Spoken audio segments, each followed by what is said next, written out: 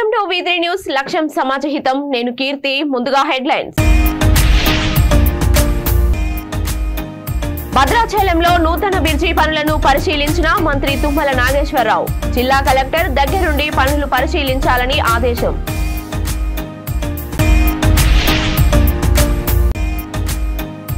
నారా లోకేష్ యువగలంకు మద్దతుగా విశాఖకు తరలి వెళ్లిన తెలుగు ప్రొఫెషనల్ వింగ్స్ సంఘీభావం తెలిపిన పలువురు టీడీపీ నేతలు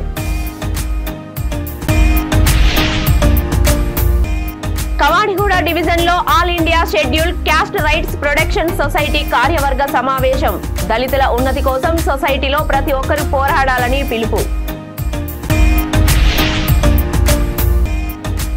గవర్నర్ ప్రసంగంలోని కొన్ని పదాలను తొలగించాలని సవరణలు ప్రతిపాదించిన ఎమ్మెల్సీ కవిత ప్రభుత్వం విజ్ఞప్తి మేరకు సవరణల ఉపసంహరణ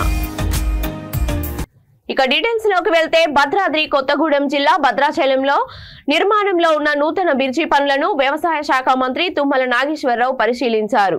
ఈ సందర్భంగా వారు మాట్లాడుతూ గతంలో తానే బ్రిడ్జి పనులకు శంకుస్థాపన చేశానని మళ్లీ తానే బ్రిడ్జి ప్రారంభం చేయబోతున్నానని అన్నారు. ఫిబ్రవరి నెలాఖరుకు బ్రిడ్జి పనులన్నీ పూర్తి చేసి వాహనాలు తిరిగేలా పనులు పూర్తి చేయాలని అధికారులకు ఆదేశించారు. అలాగే డివైడర్లు రహదారి బ్రిడ్జి ప్రాంతాలన్నీ సుందరంగా తీర్చిదిద్ది బ్రిడ్జి ప్రారంభానికి సిద్ధం చేయాలని తెలిపారు. ఈ పనులను జిల్లా కలెక్టర్ ప్రియాంక దగ్గరుండి పనులు పరిశీలించాలని కోరారు. అనంతరం మంత్రి తుమ్మల భద్రాచలంలోని రామాలయం రోడ్లో శ్రీ సీతారామ కమ్మ సేవా సమితి నూతన వసతి గృహాన్ని ప్రారంభించారు.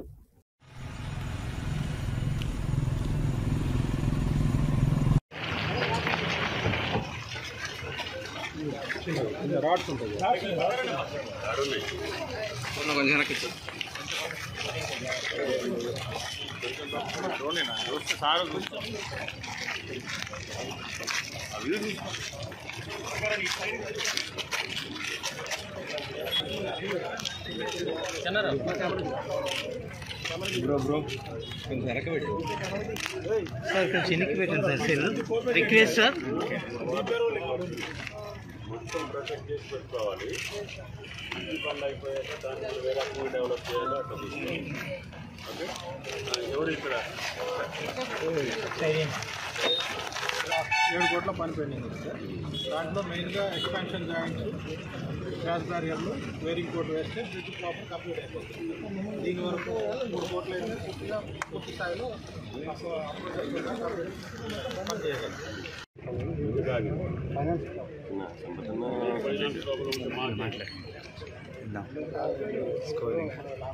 కాదు మీరు 2-3 సార్లు టర్మినేట్ చేయించారు. మళ్ళీ పాపం కేంద్ర మంత్రి గారు చెప్తే we want to continue because సరే మీకు ఇబ్బంది ఉంటుంది కదా. ఇది 15లో శంకుస్థాపన చేశాను నేను గడ్కరీ గారు. After all 100 crores. ములుగు జిల్లా నూగూరు వెంకటాపురం మండల పోలీస్ స్టేషన్ పరిధిలోని అతివేగంగా అజాగ్రత్తగా నడుపుతున్న ద్విచక్ర వాహనాలను సరైన వాహన పత్రాలు నంబర్ ప్లేట్ లేని 15 ద్విచక్ర వాహనాలపై ఎస్ఐ ఆర్ అశోక్ కేసు నమోదు చేశారు. ఈ సందర్భంగా ఎస్ఐ ఆర్ అశోక్ మాట్లాడుతూ వాహనదారులు అందరూ తప్పనిసరిగా వారి వాహనాలను ములుగు జిల్లా రిజిస్ట్రేషన్ ఆఫీసులో రిజిస్ట్రేషన్ చేయించుకొని నంబర్ ప్లేట్లను పొందాలని అన్నారు. అదే విధంగా ప్రతి వాహనదారుడు కూడా తప్పనిసరిగా డ్రైవింగ్ లైసెన్స్, ఇన్సూరెన్స్, ద్విచక్ర వాహనదారులు తప్పనిసరిగా హెల్మెట్ ను ధరించాలని తెలిపారు. అదే విధంగా ఎవరైనా తల్లిదండ్రులు 18 సంవత్సరాల కంటే తక్కువ వయసు కలిగిన పిల్లలకు ద్విచక్ర వాహనాలు ఇచ్చినట్లయితే పిల్లల యొక్క తల్లిదండ్రులపై కేసు నమోదు చేస్తామని పేర్కొన్నారు.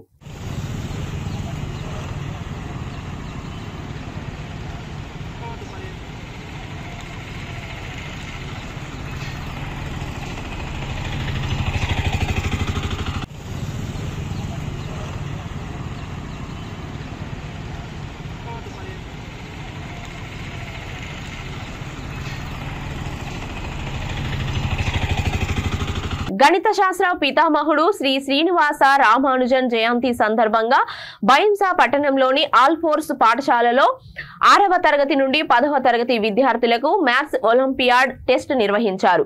ఈ పరీక్షలో బైంసా పట్టణంలోని వివిధ పాఠశాలలకు చెందిన 350 మంది విద్యార్థులు పాల్గొన్నారు. ఆల్ ఫోర్స్ విద్యా సంస్థల chairman doctor V Narender Reddy మాట్లాడుతూ ఈ పరీక్షలలో ఉత్తమ ప్రతిభ కనబరిచిన విద్యార్థులకు ప్రైజ్ మనీ ఇవ్వడం జరుగుతుందని తెలిపారు.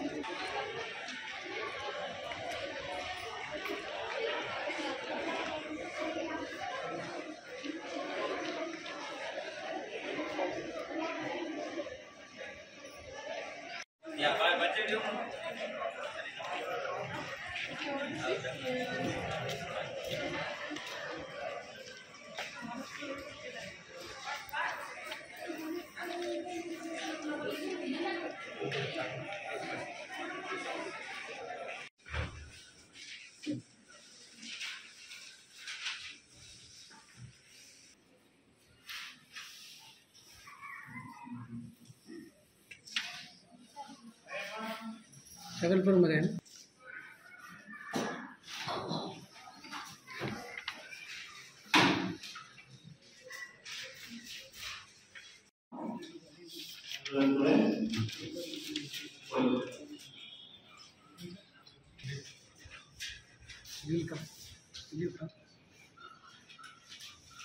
Morning, my name is Subarani. I am from 9th class.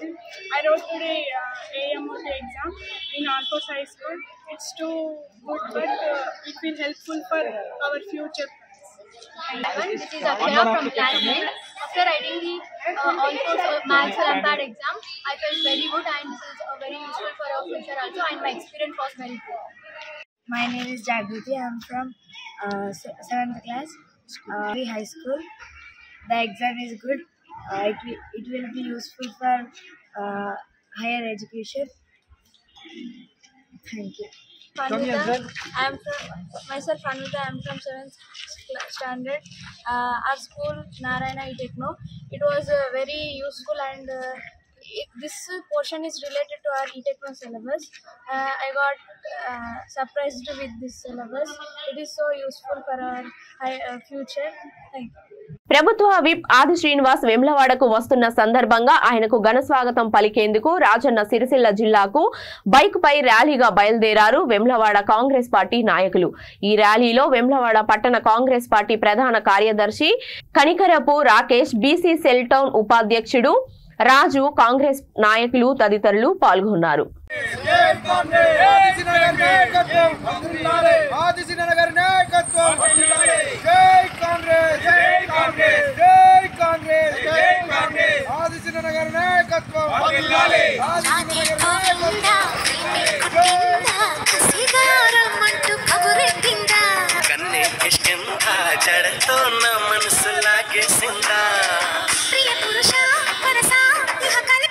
గౌరవనీయులు పెద్దలు ఆది శ్రీనివాస్ గారు ప్రభుత్వ విప్ వచ్చిన సందర్భంగా, వేములవాడకు విచ్చేస్తున్న సందర్భంగా ఈరోజు జిల్లేల క్రాసింగ్ నుండి బైక్ ర్యాలీ ఉండడం వల్ల వేములవాడ పట్టణంలో నుండి పట్టణ కాంగ్రెస్ పార్టీ శ్రేణులు అందరం ఈరోజు బైక్ ద్వారా జిల్లాలకు వెళ్ళడం జరుగుతుంది.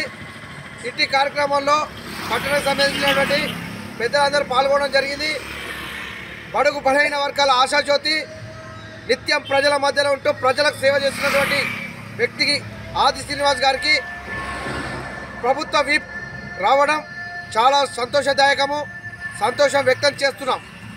నారా లోకేష్ యువగలంకు మద్దతుగా తెలుగు ప్రొఫెషనల్స్ వింగ్ ఆధ్వర్యంలో హైదరాబాద్ మియాపూర్ ఎన్టీఆర్ విగ్రహం వద్ద నుండి విశాఖపట్నంకు పెద్ద ఎత్తున వాహనాల్లో బయలుదేరారు.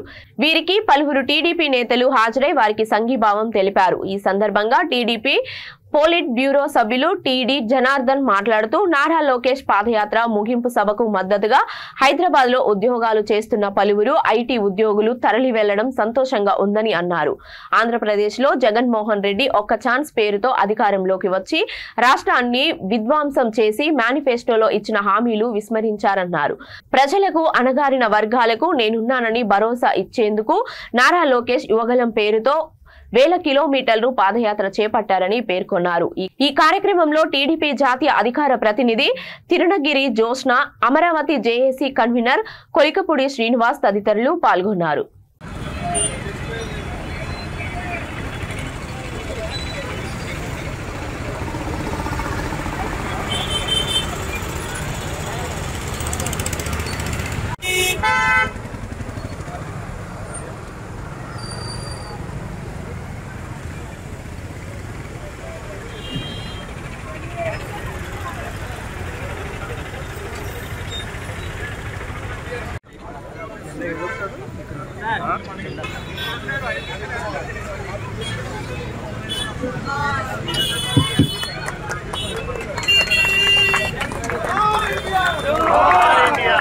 జోహార్ అన్న నందమూరి తారక రామారావు గారు. జోహార్ ఎన్టీఆర్. యువ నాయకుడు నారా లోకేష్ బాబు గారు 215 రోజుల క్రితం కుప్పంలో ప్రారంభించారు యాత్ర. ఈ యాత్ర ఎందుకు ప్రారంభమైంది? ఇంత కొద్ది వయసులో ఇంత శ్రమ చేసి ఇన్ని వందల కిలోమీటర్లు, ఇన్ని వేల కిలోమీటర్లు, వందల రోజులు పాదయాత్ర చేయాల్సిన అవసరం ఏమొచ్చింది అనేది ఆలోచిస్తే, ఆంధ్రదేశంలో ఒక్క ఛాన్స్ అని చెప్పి జగన్మోహన్ రెడ్డి గారు పాలనకు వచ్చారు. పాలనకి ముందే వేల హామీలు ఇచ్చి ప్రజలకి ఎన్నికల మేనిఫెస్టో తయారు చేయటంలోనే మోసం జరిగింది. వేల హామీలు సందుగొందులో ఇచ్చి చివరికి 9 హామీలను మాత్రమే ప్రజలకి తెలియజేశారు. ఆ 9 కానీ ఈ వేల హామీలు కానీ ఒక్కటి అమలు చేయలేదు. చేయకపోగా ప్రజలందరినీ అరాచకంతో, హింసతో, దాడులు చేస్తూ, హత్యలు చేపిస్తూ, ఆత్మహత్యలకు పులిగొల్పుతూ, పాలన చేతగాని పాలన వలన ప్రజలందరికీ కూడా ధరలు పెరిగిపోయి విపరీతమైనటువంటి భారాన్ని ఇబ్బంది పెడుతున్నటువంటి పరిస్థితి వచ్చింది. ఈ పరిస్థితుల్లో కనీసం మాట్లాడే స్వేచ్ఛ లేదు, సమావేశం పెట్టుకునే స్వేచ్ఛ లేదు, సోషల్ మీడియాలో ఫోన్లో పోస్ట్ పెట్టడానికి కూడా స్వేచ్ఛ లేనటువంటి పరిస్థితి.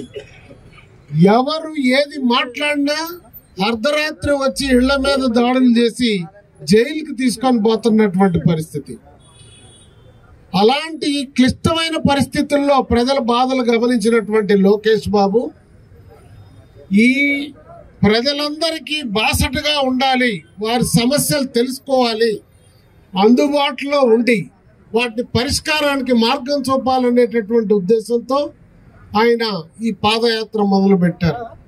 మొదలుపెట్టినప్పటి నుంచి మీరు చూస్తున్నారు, అన్ని వర్గాల ప్రజలు కలిసి యాత్ర పొడుగుతున్న వాళ్ళ బాధలు తెలియజేస్తూ ఈ ప్రభుత్వాన్ని వ్యతిరేకిస్తూ తిరుగుబాటు బావుట ఎగరేసి ఆయనకి ముషిరాబాద్ కవాడిగూడ డివిజన్ అంబేద్కర్ భవన్ లో all India scheduled caste rights protection society అధ్యక్షుడు ఏ నవీన్ ఆధ్వర్యంలో కార్యవర్గ సమావేశం నిర్వహించారు.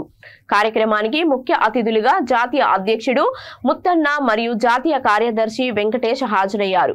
ఈ సందర్భంగా ముత్తన్న మాట్లాడుతూ ఈ సొసైటీ 1963లో స్థాపింపబడిందని, అప్పటి నుంచి ఈ సొసైటీ కోసం చాలా మంది చాలా రకాలుగా దళితుల కోసం పోరాడిన వారేనని అన్నారు. దళితుల ఉన్నతి కోసం సొసైటీలో ప్రతి ఒక్కరూ పోరాడాలని, అలాగే అంబేద్కర్ చూపిన బాట, చెప్పిన మాట ప్రతి ఒక్కరూ అనుసరించాలని కోరారు.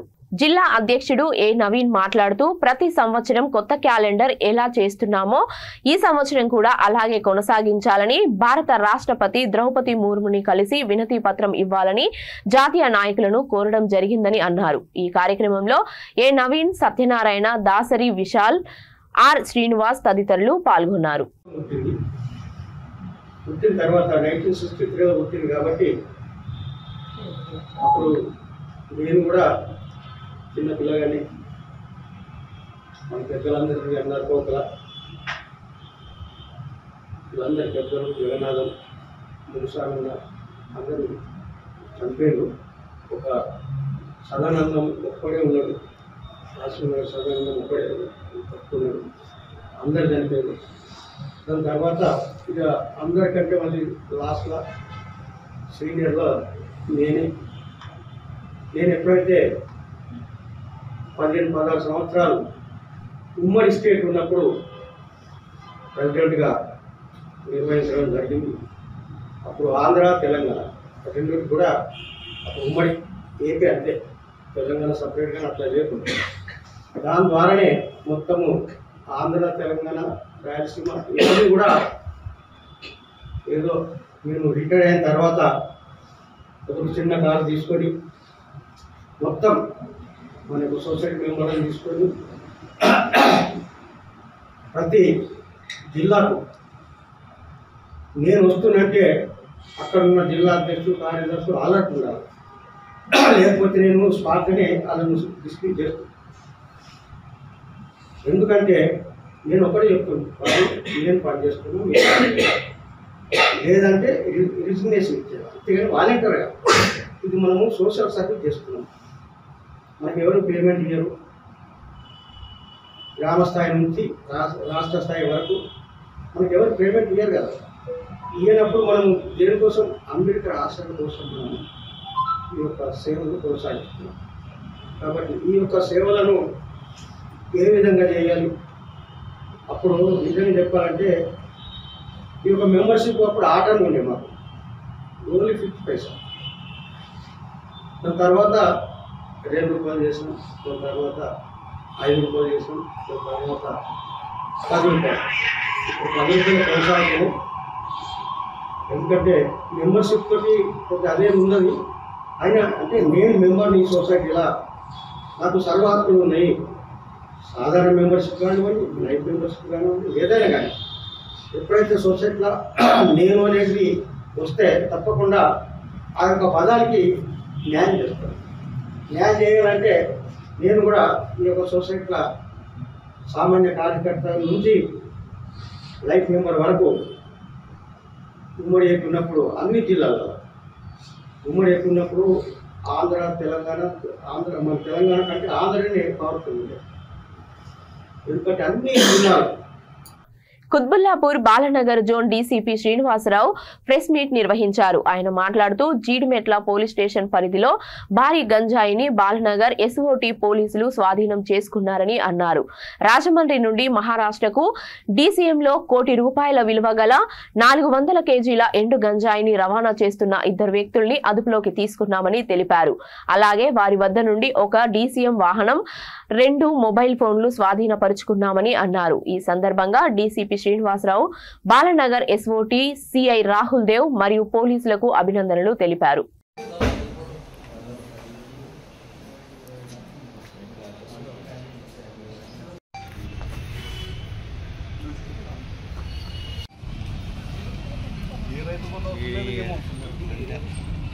ఓకే, నంబర్ పెట్టండి మరి.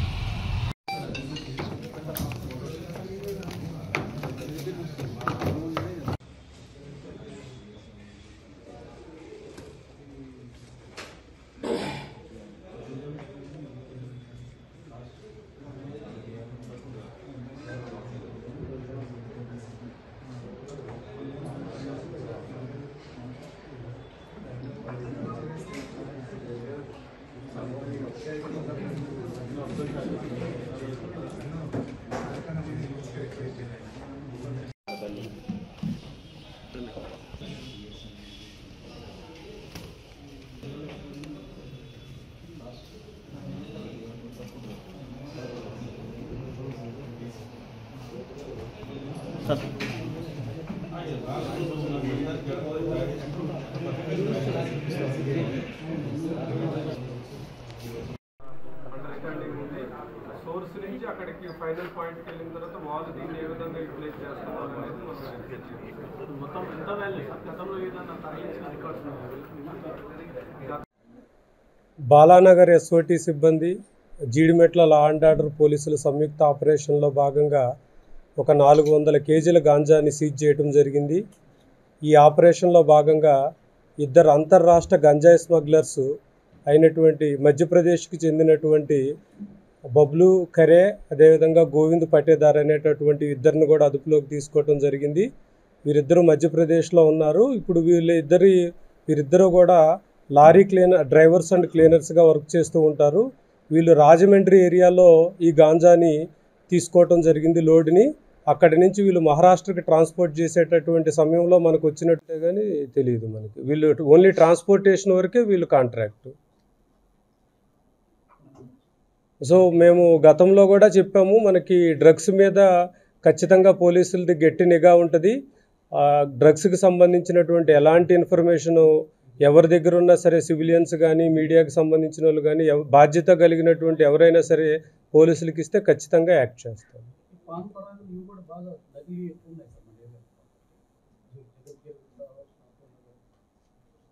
చాలా న్యూ ఇయర్ సెలబ్రేషన్స్లో కానీ ఎక్కడైనా సరే డ్రగ్స్ వాడకం అనేది ఎక్కడా కూడా లేకుండా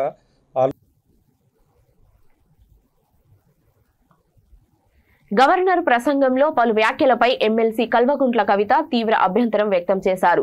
ఈ సందర్భంగా వారు హైదరాబాద్ శాసన మండలి ఆవరణలో మీడియాతో మాట్లాడుతూ గవర్నర్ ప్రసంగాన్ని చూసి చాలా మంది బాధపడ్డారని, ప్రజలు ఓట్లేసి భారీ మెజారిటీతో గెలిపించిన ప్రభుత్వంపై గవర్నర్ ప్రసంగంలో విపరీతమైన వ్యాఖ్యలు చేయడం అందరినీ బాధించిందని అన్నారు. అభ్యంతరకరమైన పదాలను గవర్నర్ ప్రసంగంలో నుంచి తొలగించాలంటూ తాను సవరణలు ప్రతిపాదించానని తెలిపారు. ప్రభుత్వం నిర్వహిస్తున్న క్రమంలో తెలంగాణ ప్రజలు ఇచ్చినటువంటి తీర్పును అవమానించేలాగా వ్యాఖ్యలు ఉన్నాయని ధ్వజమెత్తారు.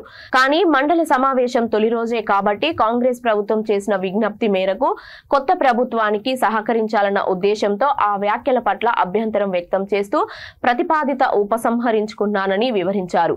తెలంగాణ ప్రగతికి సంబంధించి రోడ్ మ్యాప్ ఏంటో ప్రజలకు చెప్పాలని డిమాండ్ చేశారు. అలాగే తెలంగాణకు నష్టం చేసే నిర్ణయాలు తీసుకుంటే ప్రజల పక్షాన పోరాటం చేస్తానని పేర్కొన్నారు. జై తెలంగాణ.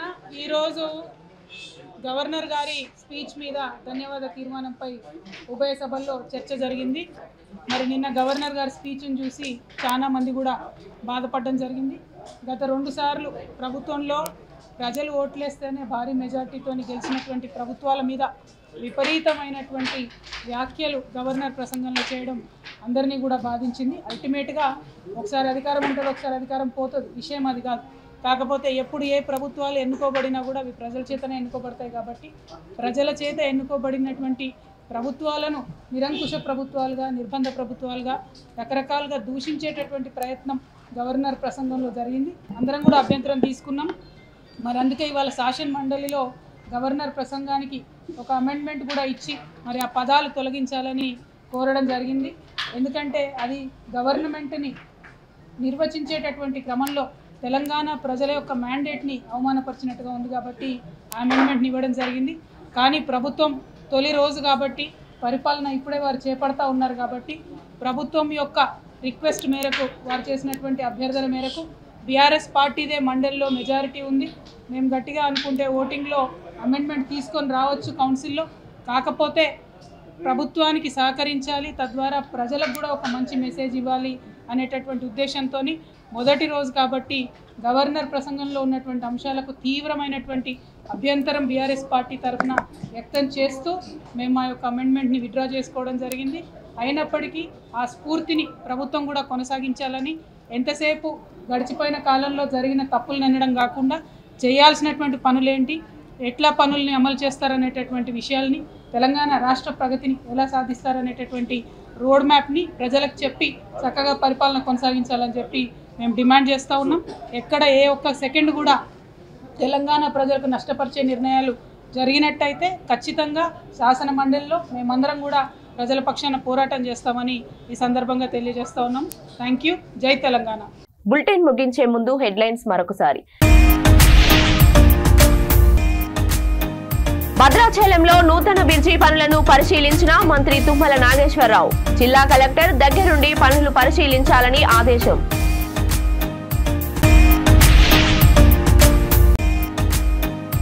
నారా లోకేష్ యువగలంకు మద్దతుగా విశాఖకు తరలి వెళ్లిన తెలుగు ప్రొఫెషనల్ వింగ్స్. సంఘీభావం తెలిపిన పలువురు టీడీపీ నేతలు.